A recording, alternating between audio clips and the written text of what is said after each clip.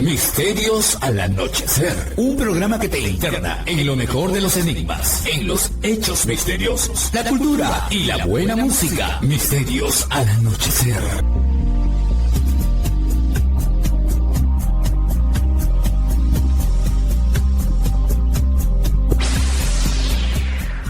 Lima Sur, Arequipa y Lamas, Tarapoto escuchan Misterios al anochecer. Fernando Chapi Martínez está presentando Misterios al anochecer. Síguenos también en YouTube, Facebook e Instagram como Misterio Infinito Perú. ¿Qué tal amigos? ¿Cómo están? Bienvenidos a Misterios al anochecer, su programa de enigmas, sucesos que por lo menos hasta ahora nos parecen inexplicables, casos curiosos, entrevistas, cultura y mucho más que sale a través de las ondas de Radio Arequipa Internacional FM y la www.radioarequipa.com. Asimismo también en Radio Estación Lamas 96.3 FM en la región San Martín, Radio Imperial 299.5 en el sur de la ciudad de Lima, Edenex.es la radio del misterio y por supuesto todo queda después y si no están suscritos en este momento pueden hacerlo, Misterio Infinito Perú en YouTube. Misterio Infinito Perú en YouTube, totalmente gratuito. Y bueno, ahí distintos programas y otros contenidos están disponibles. Sin olvidarme, por supuesto, que he reactivado, para los que les guste más el formato escrito, mi blog Misterio Infinito Perú blog.blogspot.com. Misterio Infinito Perú blog.blogspot.com. Ese blog se escribe, para quien no lo sepa, con B-L-O-G. B grande, ¿no? B-L-O-G. Misterio Infinito Perú blog.blogspot.com. Ahora sí, pues vamos a pasar con el invitado que ya está en conexión directa desde un punto de la Comunidad Valenciana en España. Él es José María Sánchez.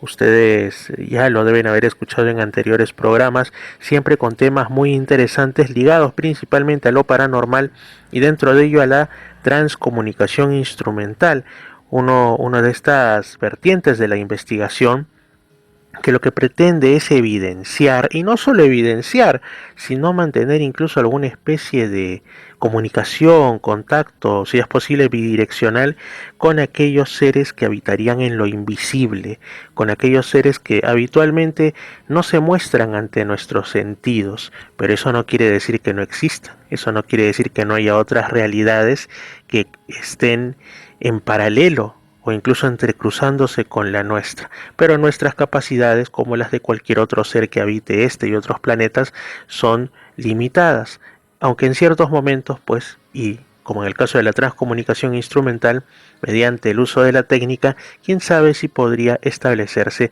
algún vínculo. Ahora sí, lo interesante del caso es que José María Sánchez no está desde su casa, ni desde su estudio, ni desde una calle, sino desde un lugar allá en Valencia, que tiene, para empezar allá es muy tarde ya en la noche, sin embargo él ha tenido la amabilidad de establecer este contacto.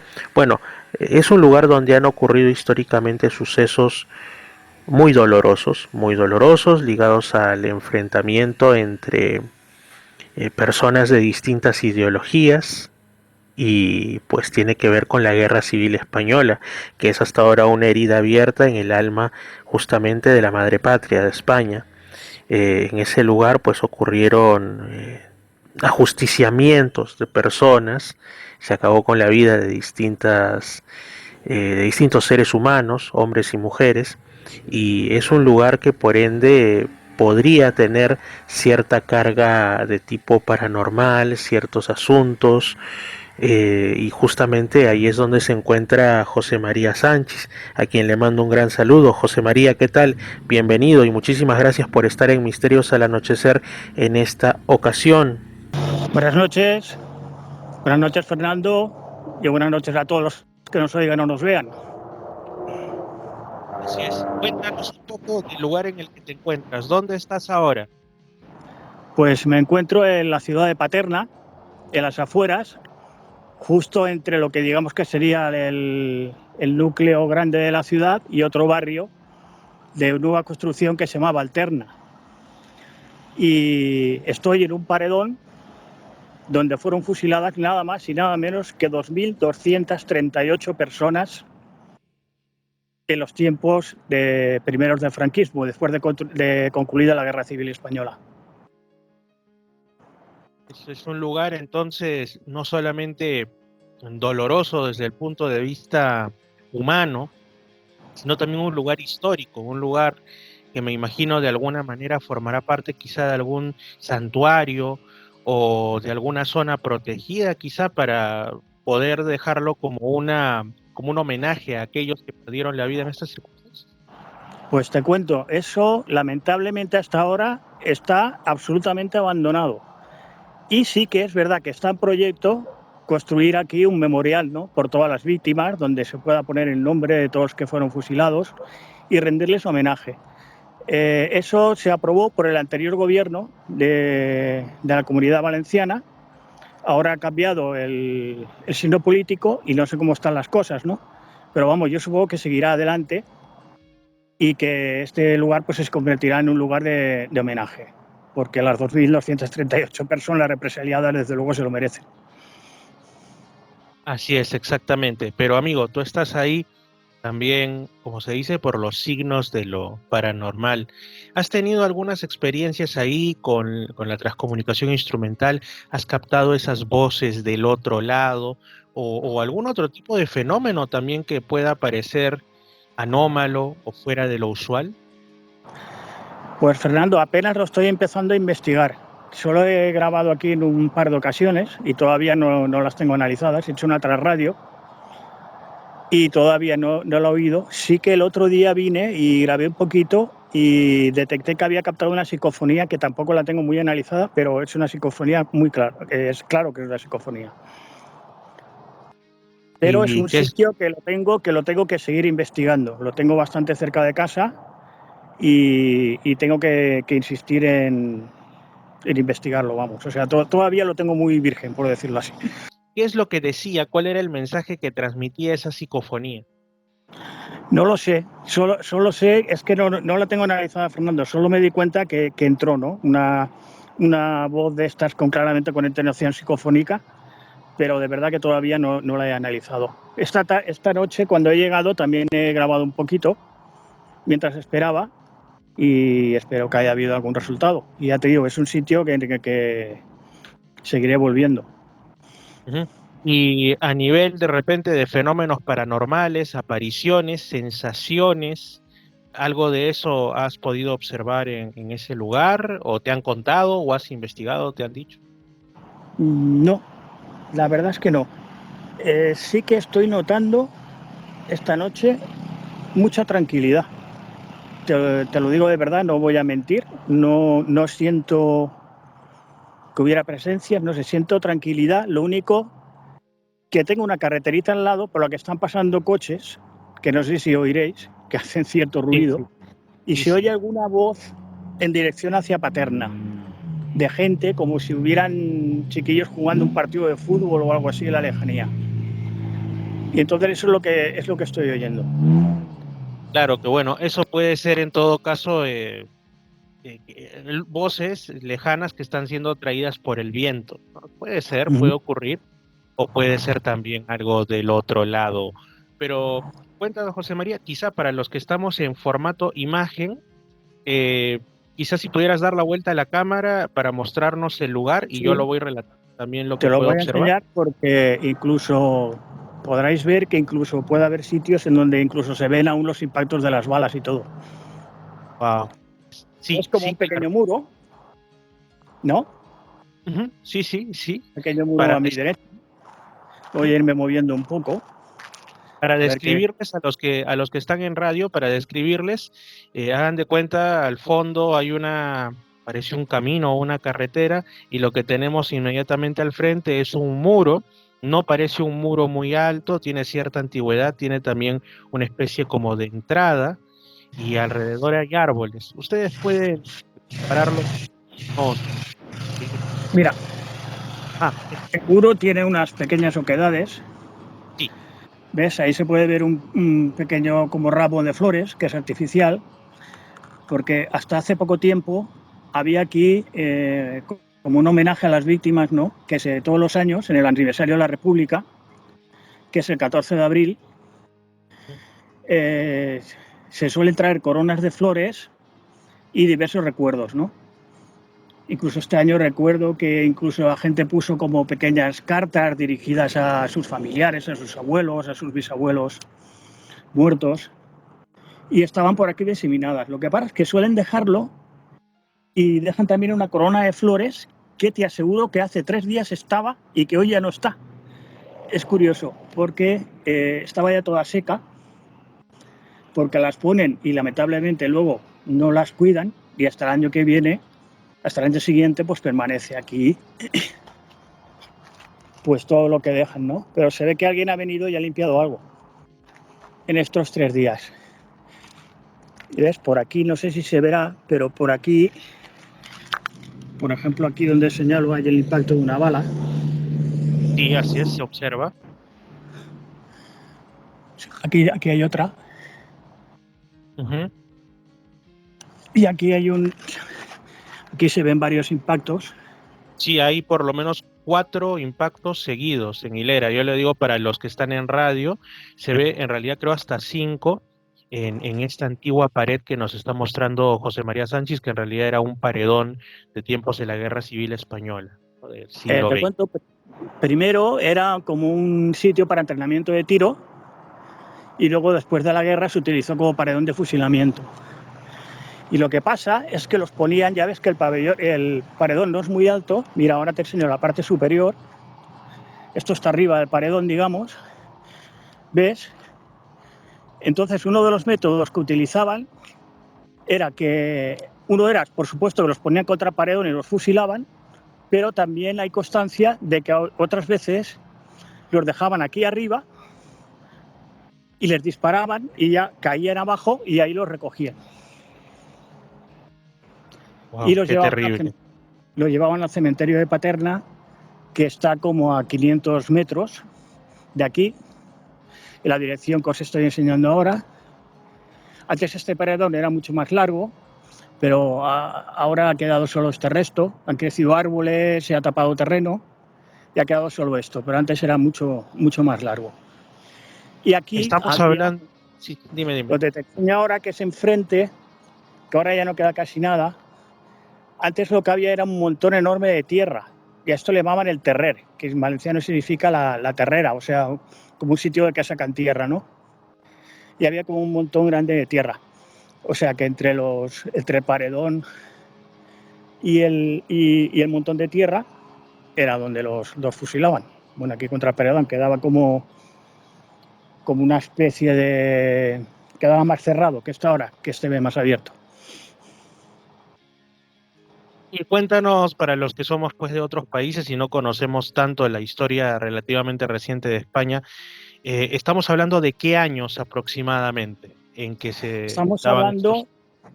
la guerra civil acaba en el 39, pues los fusilados van desde esa fecha, desde cuando acaba la guerra, desde 39, año 40, hasta bien entrados los años 50, que siguió la represión.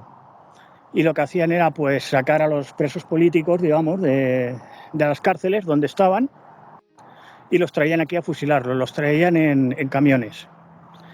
Incluso hacían 2 tandas de fusilamiento, una por la mañana y otra por la tarde. Fíjate que aquí hubo fusilados de 191 municipios de la Comunidad Valenciana y de otros 60 del resto de España, que también los traían aquí a fusilar. Y usualmente, ¿cuáles eran los cargos que presentaban los que cometían esto, ¿no? Los que estaban en el Nada, poder. haber apoyado la República. Haber apoyado la República en la guerra, o simplemente haber sido republicanos. Entre ellos hay una historia tremenda de un hombre de aquí, de Paterna, que se convirtió en el enterrador, que se llama Leoncio Badía, que si queréis os la cuento, porque es interesantísima. Claro, y es tremenda. claro que sí, claro que sí. ¿Cambio de cámara o sigo? Como desees, amigo José María, como te sientas más cómodo o como creas que es mejor. Pues depende de que me veáis mi cara o sigáis viendo la pared. Bueno, para quienes están en la radio, pues es lo que estamos observando, justamente está como entrada en ese muro donde personas, se ve que hace tiempo han dejado algunos objetos, me imagino en homenaje, flores y ese tipo de elementos, ¿no? Y al fondo la carretera, que eso es quizás lo que más me llama la atención, ¿no? Cómo se van olvidando progresivamente los significados de los lugares, incluso de la historia relativamente reciente. Simplemente al lado pues hay una carretera, la gente hace su vida, pasa, crecen los Fíjate árboles. que esta carretera ya existía en el tiempo de los fusilamientos, aunque el barrio del Valterna no estaba, por aquí sí que pasaba un camino, una carretera, y por aquí venían los camiones. Por esa misma carretera que estáis viendo aquí en primer plano, porque hay otra más atrás que están pasando coches ahora, que no sé si lo veréis, esa está un poquito más atrás. Pero la que está aquí delante iluminada, mira, por esta que está pasando un coche ahora mismo, por esta carretera es por donde pasaban los camiones que traían los fusilados. Bueno, sí, pero cuéntanos la historia que nos estabas mencionando. Claro, puedes poner la cámara delantera para verte a ti. Exacto, pues os comento, mira, este hombre se llamaba Leoncio Badía. Era un hombre de aquí, de Paterna, supuesto un joven en aquel tiempo, que cuando hubo el alzamiento militar, cuando se dio el golpe de Estado, pues inmediatamente se apuntó de voluntario al ejército republicano. Entonces, marchó voluntario a la guerra, se convirtió en chofer de un coronel, no sé exactamente de dónde, porque él parece que salió aquí de Paterna y estuvo tiempo en Barcelona. Entonces, pues trabajó en el ejército republicano, ya te digo, como chofer de un coronel y tal, pero bueno, concluyó la guerra y volvió aquí, volvió a su pueblo, volvió a Paterna.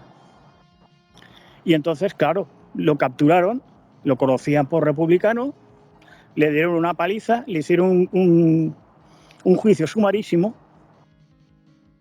Imagínate los juicios que se hacían y cómo se hacían en aquel tiempo, y lo condenaron a muerte. Pero no se sabe por qué, y este es el punto más oscuro de la historia, no se sabe por qué la sentencia no se cumplió. Y entonces pues no lo fusilaron. Y él pues fue a pedir al entonces alcalde ya franquista de Paterna, fue a pedir trabajo. Pues no lo fusilaron, lo dejaron libre o lo que fuera.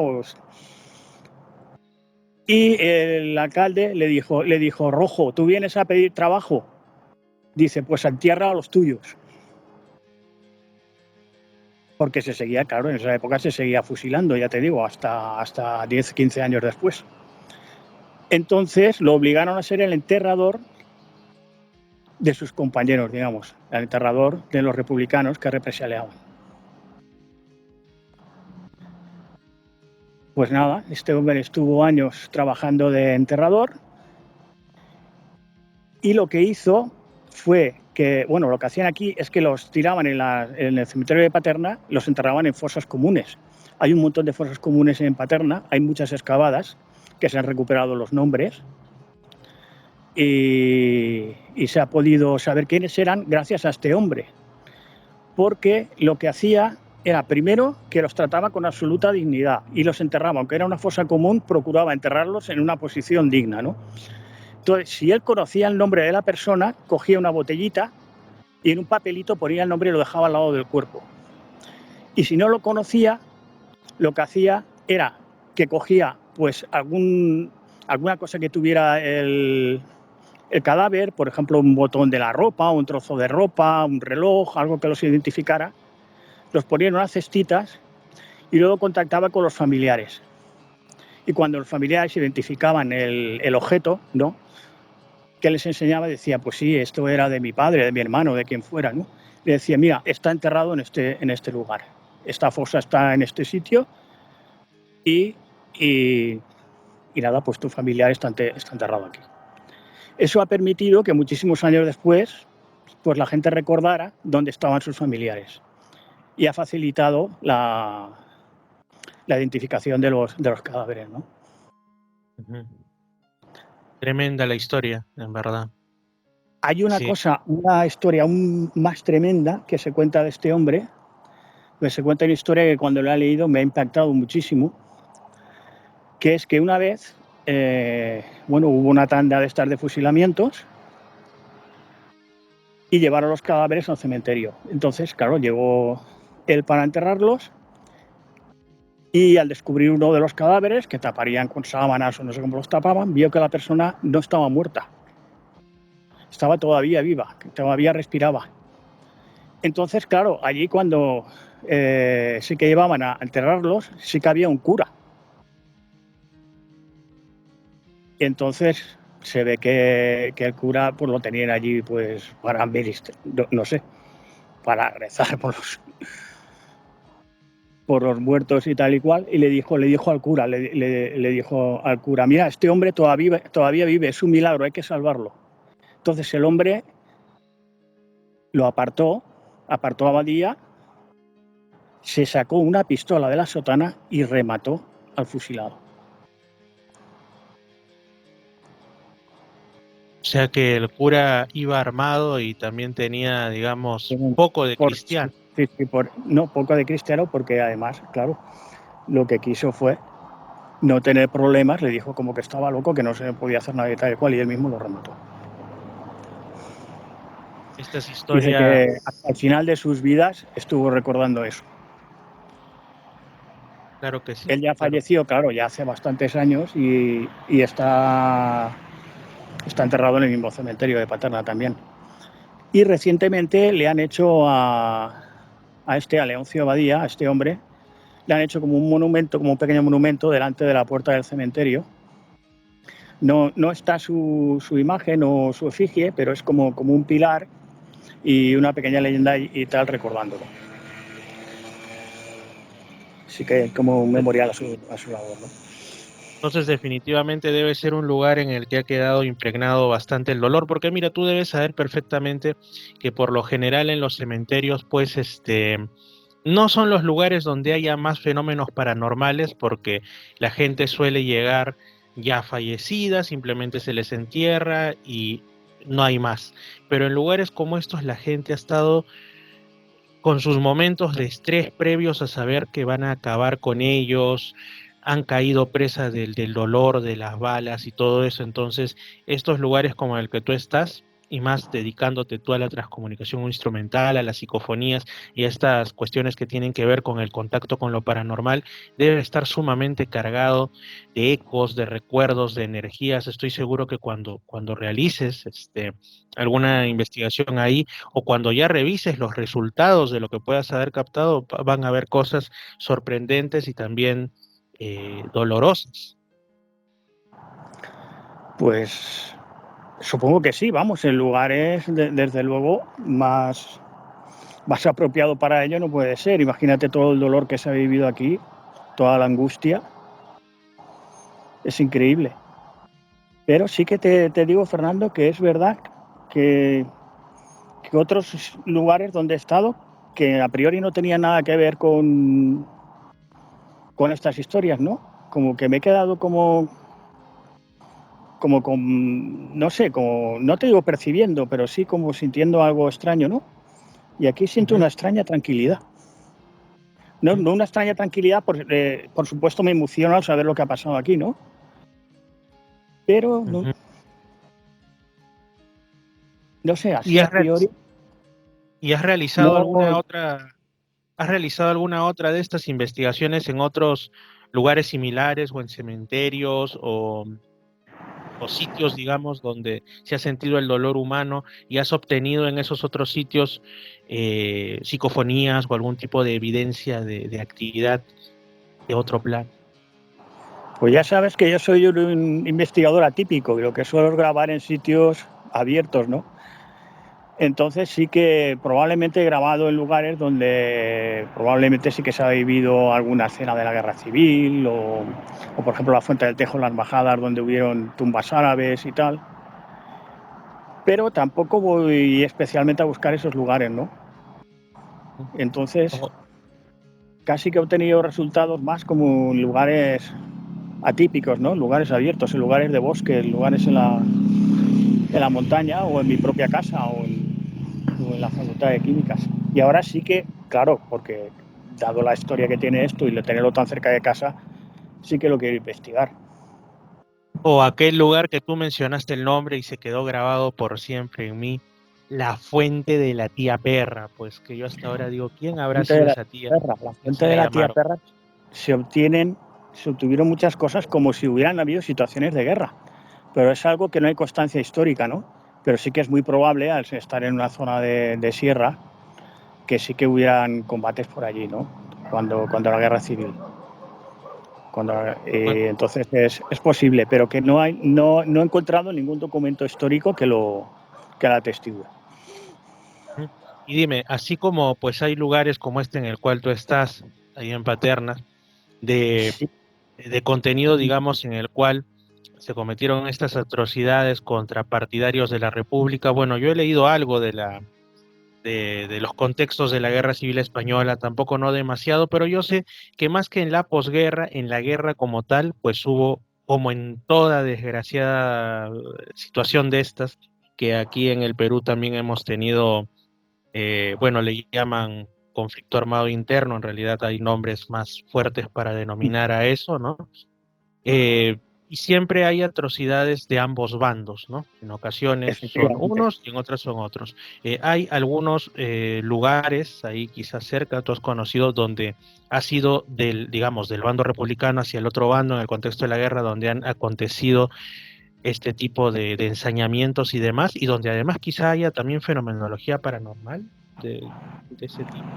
Pues paredones de este estilo, por ejemplo, hay otro en Valencia, estuve leyendo el otro día, pero está dentro de la ciudad de Valencia y ahora no me acuerdo ni siquiera el sitio donde estaba, pero sí que hay uno, no fue de tanta magnitud como este, pero sí que empezaron las primeras víctimas, fueron el bando anterior, el, el bando franquista, digamos, ¿no?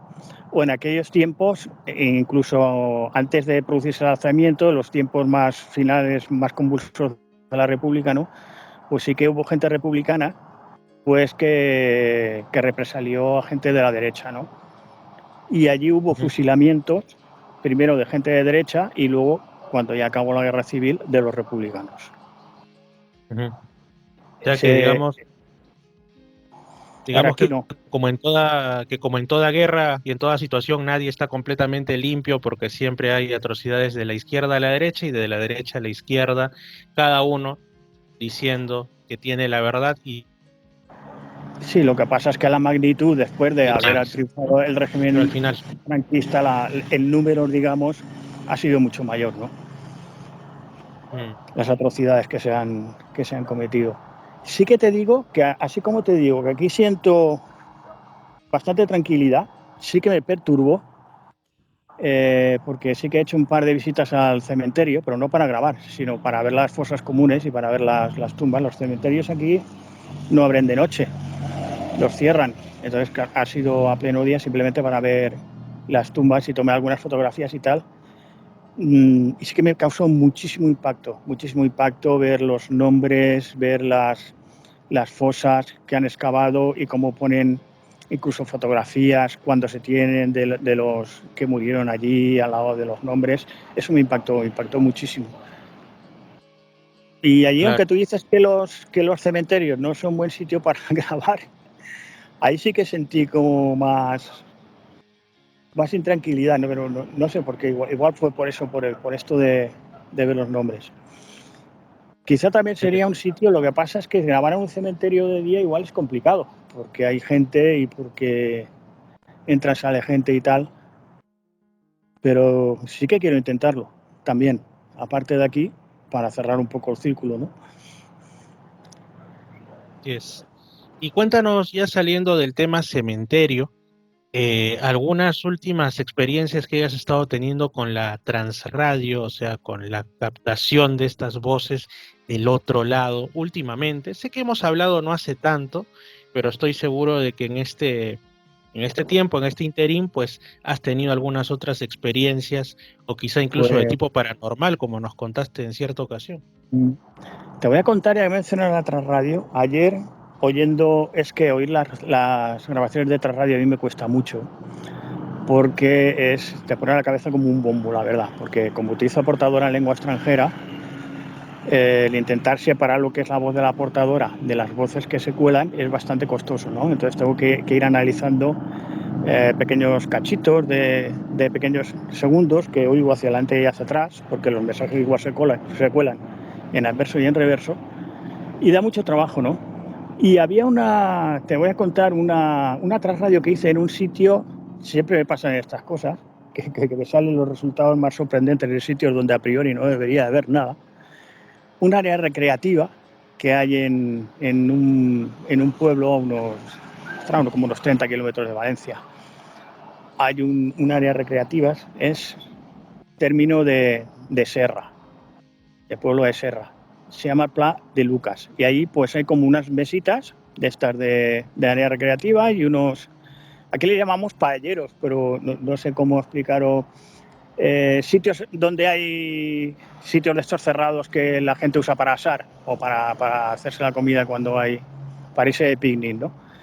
Pero tú, si a esos sitios no vas en fin de semana, vas entre semana, y a horas raras, pues ahí no hay nadie. Es que no es absolutamente nadie, estás solo, ¿no? Entonces yo a veces aprovecho para ir a esos sitios cuando puedo y me pongo a hacer trasradio, ¿no? Porque son sitios donde también me puedo llevar a mi padre, porque mi padre está ya muy mayor y no tiene mucha movilidad, y muchas veces pues me lo llevo y está conmigo cuando grabo, ¿no? Pues te voy a contar una trasradio que me ha impactado, y más aún después de lo que pasó ayer, donde vi un trocito. Te cuento, esta tiene como un poco más de un año, ¿no? Pero la analicé ya hace un tiempo y vi que había un trozo, porque no la tengo bien analizada, pero di por casualidad de esto que haces una oída rápida, ¿no? Vio que en un sitio se había colado una voz claramente en español, y era una voz extraña, ¿no? Entonces analicé solo ese trocito hace un tiempo y me llevé una tremenda sorpresa, porque la voz decía: hijo amado mío, muy claramente. Yo tenía a mi padre enfrente cuando estaba grabando, entonces yo pensé en ese momento si no podía ser la voz de mi abuelo, porque ahí estaba mi padre conmigo, y entonces la voz decía claramente: hijo amado mío. Entonces me impactó, era como una voz, supongo que antes la gente tenía la misma voz que tenemos ahora, ¿no? Pero me dio la impresión como de persona antigua. No sé cómo La entonación, sí. La entonación.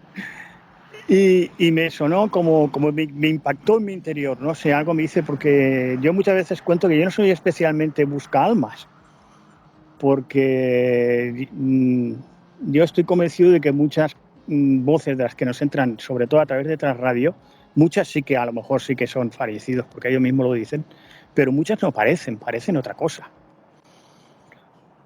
Y entonces no soy especialmente busca almas, pero aquella me impactó muchísimo, entonces me metió en la cabeza y yo como un poco rechazando la idea primero, pero luego pensando, y yo digo, es que se da todo, digo, para que sea mi abuelo. Dice, está diciendo mi abuelo, te explico que murió en la guerra civil, en el frente de guerra, cuando mi padre tenía unos 3 años. Y o sea, que sí que lo conoció, y él dice que se acuerda de él aún y tal, pero fíjate lo que se acordará si tenía 3 años, mi padre. Ya te digo, me impactó mucho y estoy revisando, esa es la Trasradio que actualmente, cuando tengo un ratito así, voy analizando poco a poco, ¿no? Entonces, ayer, porque eso está como en el minuto 4 y pico desde que empecé a grabar la Trasradio, y voy por el 3 y pico analizando. Me oigo una voz que dice, me dejó muy impactado, dice: puede venir el abuelito.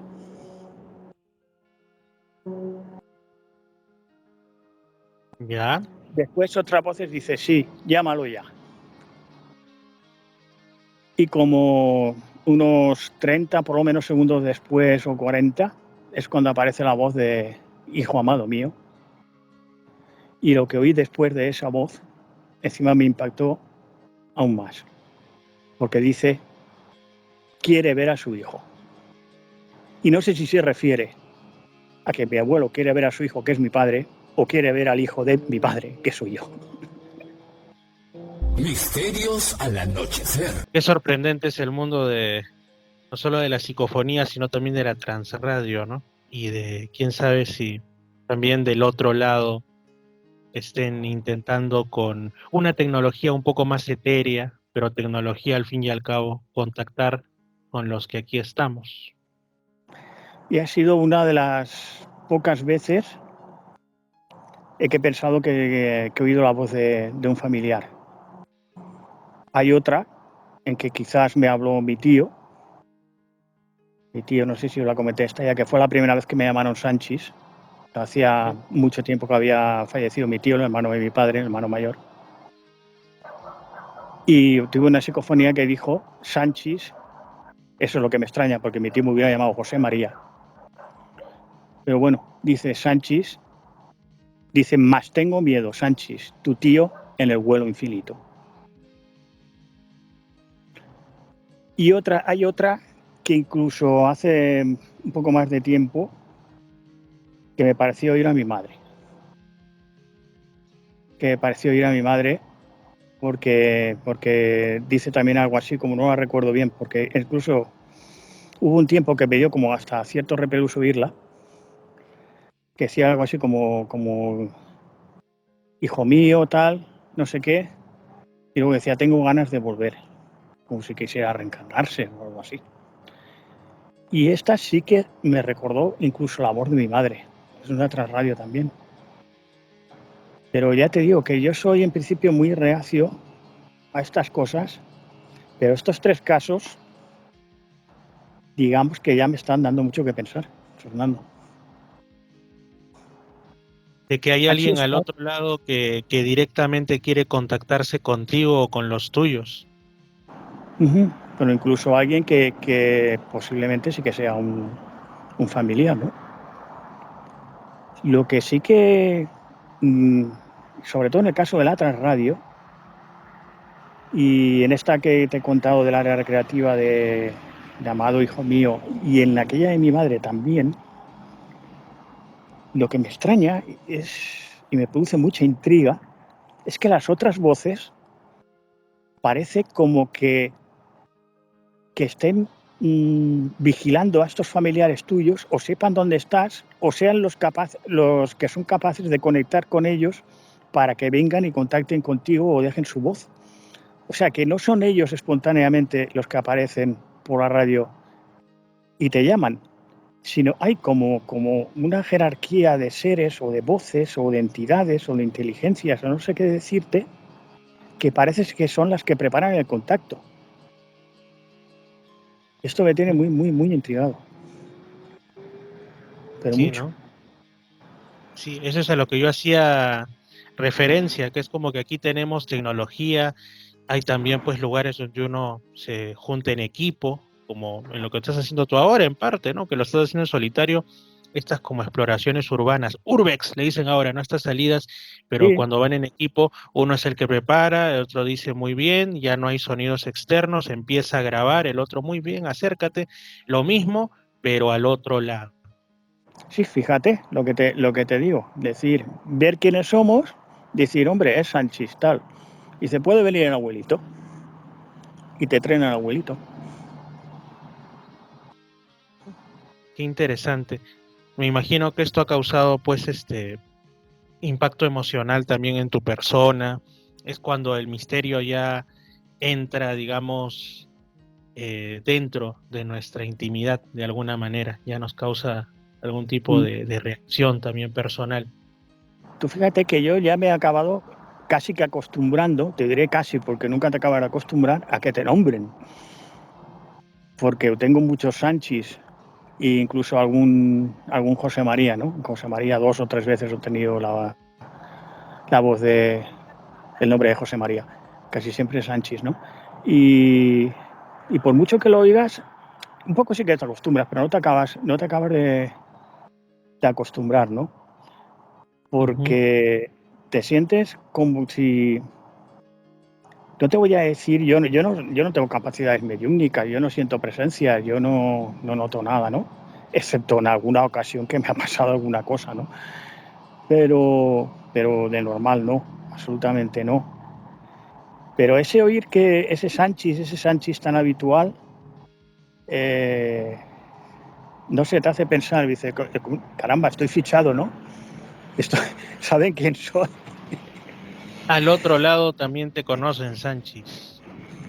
Exactamente. Así es. Y cuéntanos, ¿qué otras por ahí, ya que ahora tienes, ¿no? Sobre todo tu canal de TikTok, La Duda Cuántica, ¿en qué otras cosas has Y estado? de ¿Qué YouTube, otras cosas? de YouTube, Y porque de yo YouTube principalmente lo también. que quiero estar es en YouTube, ¿no? Pero de momento el YouTube es mucho más difícil, que TikTok, Sí, por lo que sí, estoy sí, viendo. en TikTok se mueve más, es un contenido más dinámico en Y, cuanto sí, a y, cómo sigo, lo mueve y, la propia sigo, red. y sigo estando en ADAP, a ver si ADAP se pone en marcha ya de una vez. Que es ni más ni menos que Asociación de Amigos de lo Paranormal, ¿cierto? Lo paranormal. Exacto. A Así ver es. si reprendemos otra vez la actividad, porque estamos un poquito como parados, ¿no? Pero mientras estoy pues aprovechando para sacar cosas por mi canal, ¿no? Por la duda Es que cuántica. es que de ahí viene José María. Si ustedes son amigos de lo paranormal, es evidente que lo paranormal también va a querer a ustedes darles un abrazo de amigos y por eso es que se te presenta. Bueno, quizás ellos conectan con quien los busca, ¿no? Eso es Exactamente, posible, ¿no? exactamente. Sí, sí. Y cuéntanos algunas otras novedades, algunas otras cosas que por ahí hayas ido reflexionando al respecto o de lo que publicas en la duda cuántica, ¿no? Lo que vas a la fuente de la tía perra, lo que vas a otros lugares, al ventano del diablo, del cual nos hablabas la vez anterior, entre otros sitios. Yo, por ejemplo, como te sigo también, bueno, nos tenemos mutuamente en Facebook, veo que a veces publicas no solamente los lugares, no solamente las experiencias, sino también las leyendas. Y por ahí hay algunas que están relacionadas a apariciones de extraños seres en determinados lugares que recorres. Cuéntanos algunas de estas, porque a mí también la criptozoología, especialmente la más anómala si cabe, me fascina, me emociona, me motiva. Pues esto, yo es que suelo ir mucho por la serranía de Cuenca, pero voy en verano, nada más que voy al camping de las Majadas, y de ahí pues me voy moviendo por los pueblos que hay alrededor, ¿no? En la serranía. Y esto que me cuentas de criptozoología, pues es en la laguna de Uña, que es el pueblo al lado de las Majadas, un pueblo muy pequeñito, pero muy bonito, contiene un montón de rutas muy bonitas, tiene una escuela de pesca, tiene una pequeña ermita en una roca donde tengo grabado y todavía no lo he oído, siempre me pasa, pero tengo muchas ganas de oírlo. Pues ahí hay una laguna donde pues se vieron avistamientos de extraños seres criptozoológicos, ¿no? Como el siglo pasado. En concreto se vieron como lagartos de gran tamaño, 2 veces, y otra vez una mujer vio como un pajarraco de enormes dimensiones, ¿no? Que se precipitó hacia el agua. Son leyendas que han quedado ya casi como un poquito olvidadas, pero si preguntas a la gente del pueblo, pues todavía se acuerdan. Y es curioso porque ahí en el curso del río Júcar hay 3 leyendas seguidas, ¿no? Que son, por orden sería la del Ventano del Diablo, que es esta de que el diablo es como una gran ventana, ¿no? Sobre el río Júcar, a 200 metros por debajo pasa el río Júcar, como una queda de la roca, y se dice que el diablo arrojaba a la gente allí que osaba asomarse al río Júcar. Se ve que hacían aquelarres también y tal. Entonces a quien se asomaba hacia el río, pues el diablo lo empujaba. Luego el pueblo, si vas por la carretera, el pueblo siguiente es Uña, que es el que te he dicho antes, que es el de las apariciones criptozoológicas. Y si sigues la carretera, un poquito más adelante, hay otro pueblo que se llama Huélamo, donde está la leyenda del hombre de la capa, que creo que la contamos en otro programa también. El hombre de la capa. Que fue de... Re- re- recuérdanos. Creo que esa no le llegaste a contar, creo que contaste otra en realidad. ¿Cómo es esto del hombre de la capa? Sí, ¿Qué así? pues sí, fueron 2 amigos que se desafiaron la noche, creo que era la noche de difuntos. Hubo pues como una pequeña broma, una apuesta entre ellos a ver quién era más valiente, ¿no? Entonces se desafiaron a ver quién era capaz de ir a la puerta del cementerio y como prueba que había ido tenía que dejar ahí un montoncito de piedras. Entonces fue uno de ellos, no recuerdo ahora mismo el nombre, pero vamos, uno de ellos dejó el montoncito de piedras y se volvió hacia casa. Pero entonces vio que un extraño hombre, como vestido con una capa, lo llamaba, ¿no? Entonces le preguntó por el camino de otro pueblo y tal. Nada, estuvo hablando con él y dijo que si podía acompañarle. Dijo que sí, lo acompañó un rato, pero vio que se dio cuenta de que este personaje pues, que tenía como unas extrañas luces en los pies. Y también que él, no sé, que sus manos o su cuerpo pues emitía como una especie de luminosidad extraña. Entonces, pues asustado, le dijo, mira, espérate un momento que tengo que ir a hacer una necesidad y enseguida vuelvo, ¿no? Y dice, bueno, pero ve rápido, porque y luego cuando yo dé 3 palmadas, antes de que dé la tercera palmada, tienes que estar aquí junto a mí, ¿no? Pero él lo que hizo es que empezó a correr, tiró hacia el pueblo y hasta que no llegó a su casa no paró. El hombre de la capa salió detrás de él, pero no lo alcanzó. Y sí que luego se lo contó a su madre. Parece que es que llegó el hombre de la capa, ya oyeron unos ruidos como la puerta, como si el hombre estuviera golpeando la puerta, y luego pues encontraron una especie de señales en la puerta, ¿no? Entonces creo que incluso la puerta la quitaron y la enterraron a pies del castillo de Huélamo, que allí le llaman castillo porque el castillo no queda nada, queda como una montaña muy alta y ya el castillo se perdió, ¿no? Pero queda el cerro donde estaba el castillo. Esa es. ¿Hace, Tú fíjate que son ¿Hace cuánto habría ocurrido este suceso? Esto me imagino que fue el siglo pasado. Bueno, el siglo pasado no, sobre finales del 19 o quizás principios del 20. Que eso no son muy antiguas las leyendas, creo. Pero mira tú, el hombre de la capa, y ahora que se habla tanto justamente de los ensotanados, de los seres estos que parecen como monstruos que aparecen. Era como una especie de ensotanado, ¿no? Como una especie de ensotanado, aunque también en la leyenda popular también tienen como identificarlo como con el diablo. Por Digamos. supuesto que sí. Y esto de lo que contabas, los otros casos de que aparecían seres como si fueran lagartos, ahora la gente se emocionaría llamándolos reptilianos o cosas por el estilo. Bueno, estos seres con apariencia de reptil que aparecían y atacaban a la gente, ¿cuándo más o menos se dieron estos casos? Sí, también en el siglo XIX. También hacía como finales del siglo XIX. Entonces la laguna era más pequeña de lo que es ahora. Existía la laguna, pero ahora es un poquito más grande porque se hace como un poquito artificial, pero vamos, existía la laguna. Así es. Y además de la historia que nos contaste la vez pasada ahí en la Facultad de Químicas, ahí donde tú laboras en la universidad, ¿has tenido alguna otra experiencia paranormal en primera persona, algo que te haya ocurrido a ti, una visión, una aparición, fuera de la transradio, fuera de las psicofonías?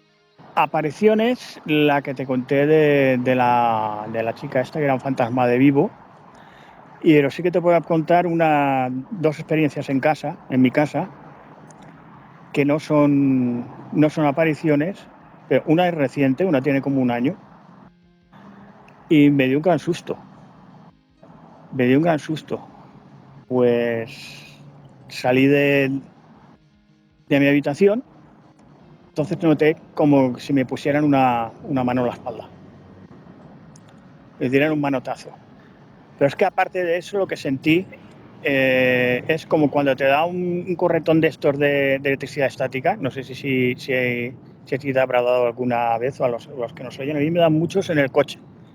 Yo sé que me cargo bastante electricidad y a veces cuando vas a abrir el coche o vas a cerrarlo y tal y tocas una parte metálica te pega como una descarga de electricidad estática, incluso a veces te deja la mano dormida, ¿no?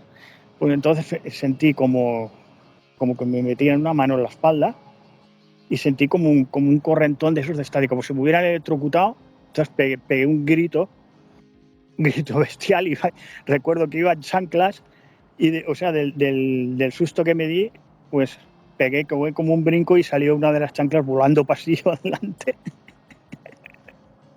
La chancla voladora, disparada hacia el misterio.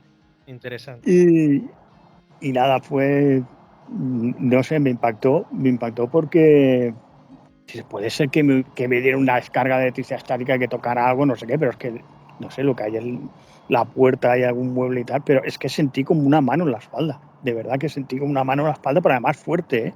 Como si te dieran un manotazo. Y no había nadie, además la única puerta que estaba abierta en ese momento allí era mi habitación, por la que había salido yo, que estaba yo solo allí. Y eso fue, ya te digo, casi un año. Era la mano del misterio que estaba yendo a por ti. Y luego en mi casa también hay, en ese mismo pasillo al que salí, justo estaba debajo de, cuando me pasó lo de la mano que te cuento, hay un reloj de pared, que ese reloj de pared lo trajo mi abuelo, precisamente, la guerra civil,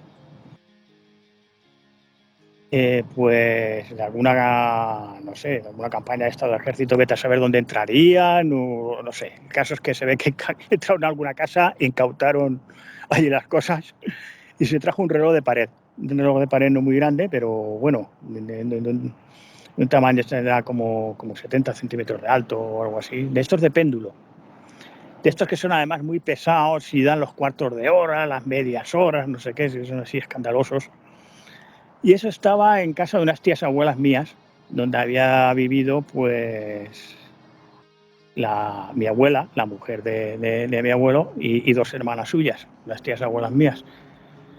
Y lo tenían allí en esa casa, y yo cuando iba por allí pues oía siempre el reloj, que funcionaba perfectamente, daba sus horas, sus cuartos, funcionaba muy bien. Y un día mi padre pues le dio pues no sé, pues como por recuerdo, que sabía que mi padre era el que la había, que su padre era el que la había llevado allí y tal y cual, y dijo, che, me lo llevo a casa. Pues vale, pues llévatelo. Se lo trajo a mi casa, lo colgó, no funcionó. Se lo llevó al relojero. El relojero lo arregló un poco y tal, lo hizo funcionar, lo volvió a traer a casa, no funcionó. Creo que lo volvió a llevar al relojero, lo volvió a traer a casa, no funcionó, todo ya se cansó. Entonces nada, la explicación era pues que a lo mejor estos relojes pues tienen aquí unas partes móviles delicadas que tú cuando lo mueves y tal se desajusta y no funciona. Pues nada, pues allí se quedó, mira, pues que no funcione pero que está ahí colgado. Entonces un día, nada, estábamos viendo la tele, mi padre, mi madre y yo, y de momento tuvimos un estruendo, un ruido tremendo. Salimos al pasillo y el reloj estaba en el suelo, que se habían roto incluso unos paredes, unos cristales laterales que tenía, y se había cascado un poquillo, vamos. Pero además estaba como si lo hubieran, un poco alejado de la pared, como si lo hubieran empujado. Como si lo hubieran empujado hacia adelante. Pero lo más tremendo no es esto, Fernando. Lo más tremendo es que el reloj este estaba sujeto por un clavo de estos, aquí llamamos alcayata, de estos que tienen así como un gancho. Y para que tú pases por ahí una pequeña anilla o algo del objeto que cuelgas y no se pueda salir, ¿no? Entonces, esa alcayata, ese clavo, estaba en la pared, no se había caído, estaba sujeto como siempre, y el sitio que encajaba con él en el reloj no estaba roto, estaba normal. Es como si lo hubieran levantado y lo hubieran empujado. O sea que a ti, no solamente en las cuestiones de psicofonías y de transcomunicación instrumental, sino que a ti también el misterio se te presenta en otros contextos más privados, inclusive familiares. Muy pocas veces, Fernando, pero alguna. No puedo decir que soy de estos que no le ha pasado nada. Interesante. Y alguna otra cosa me ha pasado también que creo que ya te conté, que son una experiencia de parálisis del sueño y tal.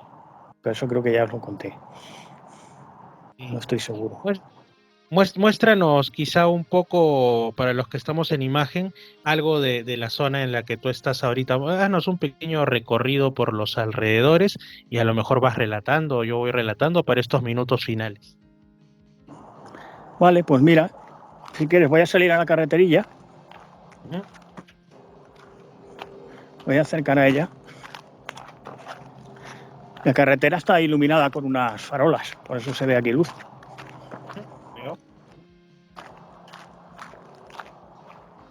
¿Veis unas luces al fondo? Sí, así Como es, unas edificaciones altas. Eso es el barrio de Valterna. Eso está construido pues hace ya bastantes años, 20 y tantos años, pero es una zona de nueva construcción. Todo eso no existía en el tiempo de los fusilamientos. Sí que existía esta carreterita, ¿ves? Por aquí hasta hace poco estaban pasando bastantes coches y por aquí era por donde venían los camiones, ¿no? Con la gente que iban a fusilar. Mira, ahora mismo está entrando un coche aquí. Me verá aquí con la luz y se estará preguntando qué está haciendo aquí. Porque aquí todo el mundo supongo que sabe que aquí está el paredón. Quizá piensen que se trata no de un ser vivo, sino está haciendo aquí cosas raras. está haciendo cosas raras o es directamente un espectro. Puede ser también. O sea, es las historias de carretera. Y nada, esto va hacia ese barrio que ves allí. Y aquí hay pues una pequeña pinada. A ver si se ven los árboles. ¿Ves? Sí, claro, ahí estamos viendo algunos árboles alrededor que tienen con esta iluminación nocturna una visión un tanto tétrica. Exactamente, se ve muy diferente que de día. ¿De qué especie son esos árboles? Son pinos. Son pinos. Aquí hay fíjate que se ve como otro muro. Sí. Pero no es este el muro en el que fusilaban, era el otro. Este muro me imagino es más como de demarcación o algo así, es algo, digamos, con menor significancia histórica. No, ya te digo que aquí había como una cantera de tierra, ¿no? Que sacaban tierra. Entonces no sé qué estructuras habría aquí antes, ¿no? Entonces hay aquí, ya te digo, estos arbolitos. Ya te digo que esto está mucho más tétrico que de día. ¿Ves? Ahora tengo enfrente el paredón, allí enfrente. No sé si se llega a ver. Sí, se aprecia al fondo.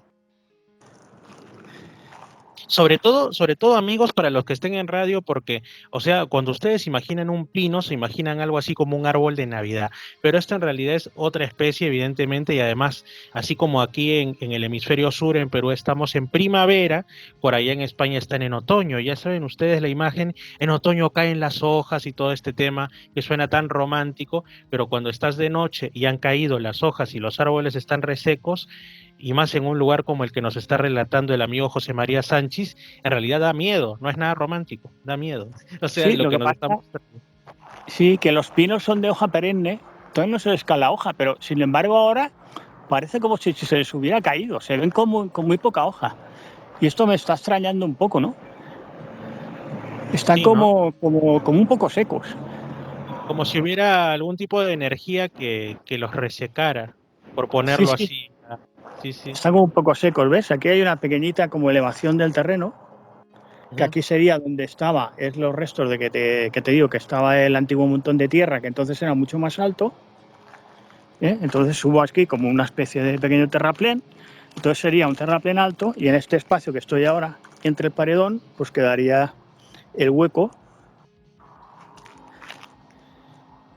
donde dispararían y fusilarían. Entonces les debían disparar desde muy cerca, porque si el montón de tierra estaba aquí, tú fíjate que desde muy cerca, o el montón de tierra en realidad estaría un poco más atrás, y yo me creo que era esto, porque eso lo estoy pensando ahora, porque estoy muy cerca del paredón.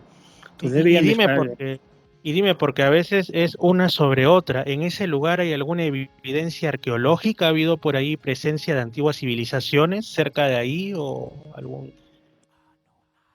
Hombre, cerca sí, porque no sé exactamente en este sitio, pero Paterna es romana, igual que Valencia. Paterna data de la época romana, fue un núcleo de población importante en época romana, y luego, por supuesto, fue árabe. Tiene algún monumento árabe de importancia, como la torre de Paterna, que es que es árabe, que es una torre muy característica, que está en la zona donde se hizo una famosa película de Pedro Almodóvar, que se llama Dolor y Gloria, que salen no sé si esa película allí en Perú será popular o no, pero es una película de Pedro Almodóvar y se aprovechó para rodar en un sitio, en un lugar de Paterna donde hay casas cueva, porque en Paterna hay muchas casas cueva. Cuéntanos de eso, por favor. Pues son casas que están excavadas en el suelo, ¿no? Están construidas, excavadas en el suelo. Entonces son, pues, supongo que datan del siglo XIX y bien entrado el siglo XX. Y eso era muy común por estas zonas de por aquí. Por ejemplo, en mi barrio, en Benimamet, que está aquí al lado, también había casas cueva, lo que pasa es que ya han desaparecido. Sin embargo, en Paterna no han desaparecido. En Paterna, a ver, espérate que me cambie la cámara. En Paterna todavía hay dos zonas que conservan esas casas cueva, ¿no? Y algunas sigue viviendo gente y otras, poca ya, pero algunas siguen estando habitadas y otras han quedado pues como, digamos, como museo o se utilizan por el ayuntamiento para hacer exposiciones o como museo etnográfico, cosas así, ¿no? Pero ¿de qué época datan estas casas cueva y por qué la gente las construía de esta manera? Es que bueno, vamos a ponerlo en contexto. Yo me imagino cuando me dicen casa cueva, me imagino una especie de pared rocosa donde han excavado, han hecho habitaciones y no, ¿cómo es esto, por favor? No, es excavada en el suelo. Excavada en el suelo, entonces entras como por fuera tiene unos pequeños muros, pues normalmente sí pintados de blanco y tal, ¿no? Y nada, te encuentras con una entrada donde ya bajas por unas escaleras, bajas a la vivienda que ha sido excavada en el suelo. Entonces tienen también como unos respiraderos, ¿no? Por arriba lo que se ve son los muros de los respiraderos de las casas y de los tragaluces por donde entraba la luz. Bueno, me imagino que son muy buenas para protegerte tanto del frío como del calor, pero, o sea, esta es una costumbre actual, esto viene de más atrás, ¿y por qué sobre todo, ¿no? Mientras la mayoría vivimos en superficie? Yo creo que esto viene del siglo XIX. Del siglo XIX o incluso principios del XX, porque aquí hasta los años 60 y tal era muy habitual que viviera gente en esas casas. No sé tanto si en Paterna, me imagino que también, pues conozco más, aunque estamos al lado, pero conozco más el caso de mi barrio de Benimamet, pues que vivía gente muy humilde, muy humilde. Entonces algunas eran casi, no te digo que fueran chabolas, porque estaban bien construidas, pero la gente que vivía no era gente de posición económica pues baja, la verdad. Con alguna excepción, porque recuerdo que en Benimamet, creo que queda una en Benimamet, que es mi barrio, y me comenta mi padre que hasta tenía piscina. O sea que la gente de ahí sí que ya tenía cierto nivel y tal, ¿no? Pero que normalmente sí que cuando por los años 70 y cual, que hubo movimientos para derruirlas y tal, pues que era porque había mucho chabolismo. Entonces lo que se quería es que hubiera como un movimiento social que proporcionara a esa gente unas viviendas más dignas, ¿no? Y aquello ya se erradicara, ¿no? Pero eso Oye, no sucedió. pero pensándolo bien, En Paterna parece que pensándolo todavía bien, hay chabolismo. pensándolo bien, yo creo que sí, dependiendo del tipo de terreno, ¿no? Si yo viviera bajo tierra y es un terreno fuerte, es roca, algo así, al contrario, yo resisto un terremoto y los que tienen casas sobre la superficie son los que se van a venir abajo. O Y sea, te digo otra cosa, que eran calientes en invierno y frescas en verano. con lo que te Porque decía. encima aquí es horroroso, es horrible. Y en verano hace un calor espantosa. En invierno no te puedo decir que hace mucho frío, porque no lo hace. Estamos cerca del mar y no hace mucho frío, pero vamos, sí que hay cierta humedad y tal, pues se nota cierto frío, no, pero no es una zona fría. Pero en verano el calor aquí es horroroso. Claro, esta gente al vivir bajo tierra conservaba una temperatura mucho más uniforme todo el año. Esa era una de las ventajas que tenían, ¿no? Otra, pues, a veces estaban en sitios pues que ahora ya se han quedado como más dentro de las ciudades y tal, ¿no? Pero sitios que a lo mejor no llegaba ni siquiera el agua corriente o no llegaba la electricidad. En todo caso, más de minimamente. Entonces, por eso a veces como que se tiraba un poco como de chabulismo, ¿no? Pero no todas. Y ya te digo que aquí en Paterna sigue habiendo viviendas de estas cuevas muy, muy dignas. Yo he visto alguna no habitada, pero sí que he visto una que tiene el ayuntamiento que la utiliza para hacer exposiciones de actos que se celebran aquí en el pueblo y tal. Y son casas bastante dignas. Yo me he quedado pensando en eso de la piscina, no sé si la piscina estaba bajo tierra, bueno, hay de todo, ¿no? Debería estar como en un patio interior, ¿no? Dentro, así excavado dentro, pero que no estaría cubierto. Estaría Claro, excavado. me Y ahí parecería ya... raro. Sí, sí. Sí, sí. Y lo otro, ya que has hablado de calor, me he acordado, creo que pertenece a la Comunidad Valenciana, no estoy seguro, que allá en España tienen de todo, tienen hasta un desierto, ¿no? El desierto de Tabernas, me parece que es. Tenemos varios. Tenemos el Uy, desierto de Tabernas y tenemos el desierto de los Monegros, que está por el norte, y el de Tabernas está en Almería. Este Valencia, desierto... Comunidad Valenciana, claro. No, Almería en Andalucía. Andalucía. Ya está en Andalucía, ok, ok. Está en Andalucía. Acaba la Comunidad Valenciana, acaba la provincia más al sur es Alicante y estoy en Valencia. Más al sur está Alicante, al sur de Alicante está Murcia y al sur de Murcia Almería. Es ya Andalucía. Ujú. Y el desierto de Tabernas es donde se rodaron muchos espaguetis western, que están reponiendo mucho la televisión española estos días.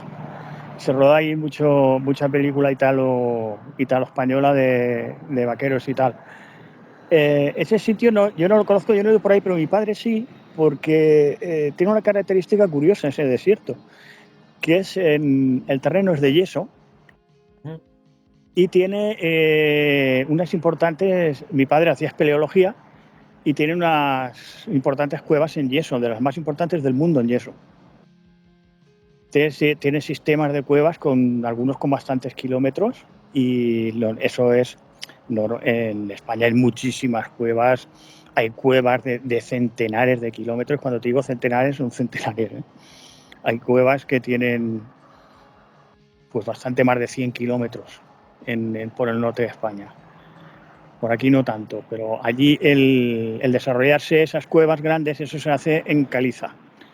Pero en yeso es mucho más difícil que se generen cuevas tan grandes, ¿no? Entonces no son cuevas tan grandes, pues ya te digo, alguna de ellas tiene incluso varios kilómetros, y están allí en ese desierto, en el desierto de Tabernas. Ujú. Concretamente en una aldea del desierto de Tabernas que se llama Sorbas, porque pertenece al ayuntamiento de Tabernas. O sea Por que es cierto, desierto por digamos, la conformación y todo, pero no es desierto en cuanto a que hombre, carezca de que nadie se población. imagine Hay. tampoco que es el Sáhara, ¿eh? Es un terreno pues muy blanco, como es la roca esta de yeso, y sí que hay plantitas de estas no hay árbol, pero sí que hay plantas de estas de tipo que crecen en los terrenos secos y tal, ¿no? Pero vamos, sí que es un desierto. No es un desierto totalmente árido como puede ser el Sáhara, pero sí que son desiertos. Un desierto en Europa. A muchos les sorprenderá. Y además llamado de tabernas. No sabemos si habrá tabernas en el desierto de tabernas, pero El pueblo se llama así, por algo será. por algo del pasado, ¿no? Que quizá estaba en un camino y por ahí pasaban para alegrarse un rato con alguna bebida bonita, ¿no? Y continuaban su camino. Puede ser, puede ser. Así es. José María, yo te quiero agradecer por haber estado en esta edición de Misterios al Anochecer. Por allá me imagino que deben ser alrededor de las 11 de la noche, 11 y tantos de la noche, ¿no? Pues espérate que me quite las gafas, que si no, no veo. 23, 13. 13, 23, las 11, o sea, por allá Mira, está ya. Fernando, como antes de empezar a grabar, sí que he estado grabando aquí como una pequeña sesión psicofónica y una transradio. Ujú. Eso cuando lo analice y junto con la otra psicofonía que te dije que había captado aquí y tal, pues si quieres ya te la pasaré y ya lo comentaremos. Porque ya te digo, he estado grabando aquí antes de empezar la conexión, una transradio, y espero que haya salido algo. Excelente, José María. Entonces quedo a la espera de ello y yo te quiero agradecer por haber estado en esta edición del programa. Y pues, ¿oyes dímelo. los gritos? No, te lo digo por si se oyen unos gritos, es que sigo oyendo como si estuvieran chiquillos jugando al fútbol. Por si lo oye alguien que no se piense que son gritos de espíritus o algo así, ¿eh? Es que se oyen a lo lejos gritos de gente. Y se oyen ahora más que antes, que cuando estaba grabando yo no se oían. Se ven, no sé lo estas logro. horas que están haciendo aquí. No lo logro escuchar, pero quizá no sean gritos de este lado, quizás sean duendecillos o quién sabe, quizá está siendo Pues si acompañado son por el duendecillos, los misterio. estoy oyendo muy claros, pero mucho. Cuidado que van a por ti, José María. Pues nada, Fernando, ya hablamos, ya te digo, este sitio lo tengo que seguir investigando, lo haré poco a poco. Lo bueno es que lo tengo cerca, pero es la primera vez que he venido de noche y estoy viendo que tienen razón los que dicen que de noche las cosas se ven de otra manera. Así es, José María, en todo aspecto en realidad. En todo Fíjate. aspecto en absoluto. Sí. Bueno, José María, entonces un fuerte abrazo y cuidado al regresar a casa. Y muchas gracias por esta conexión en vivo desde el lugar en sí. ¿Cómo se llama? Bueno, Paterna es el lugar, pero ese sitio en concreto, ¿cómo se llama? ¿Cómo lo reconocen Se llama, ahí? el lugar geográfico en Paterna se llama El Terrer, pero su nombre conocido es el Paredón de España. El Paredón de España. Es el segundo lugar de España con más fusilados, solo lo supera, creo que es una pared de un cementerio en Madrid. Okay. El segundo sitio es este, con 2.238 fusilados. Bueno, un pasado bastante lamentable, pero es parte de la historia, felizmente. Muchas gracias, José María. Un fuerte abrazo entonces y ya estaremos próximamente en Misterios al Anochecer, si así se da. Pues un saludo, Fernando, y un saludo también a todos los que nos hayan visto u oído. Venga, buenas noches.